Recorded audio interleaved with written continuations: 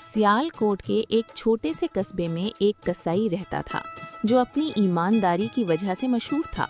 लोग रोज उसकी दुकान से खालिस बकरे का गोश्त खरीदते थे। वक्त के साथ उसकी कमाई बढ़ती गई, मगर इसी के साथ उसके दिल में लालच भी आ गया। एक दिन उसने सोचा कि अगर बकरे के गोश्त की जगह गधे का गोश्त बेचूं तो कम खर्च में ज्यादा मुनाफा होगा। इसी लालच में उसने रात के वक्त ये गलत काम किया। अगले दिन उसने सस्ता गोश्त बेचना शुरू किया तो लोग खुश हो गए और दुकान पर रश लग गया। चंद दिन बाद कस्बे के लोग बीमार होने लगे। किसी को पेट दर्द और किसी को कै होने लगी।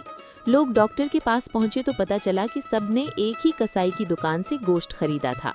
डॉक्टर ने फूड इंस्पेक्टर को इत्तला दी।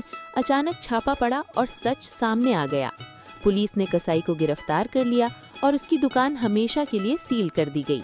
यूं लालच ने उसे वक्ती दौलत तो दी, मगर आखिरकार उसकी इज्जत, सुकून और मुस्तकबिल सब कुछ छीन लिया।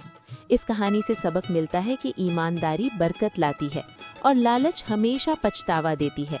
अगर आपको ये कहानी पसंद आई हो तो वीडियो को लाइक करें।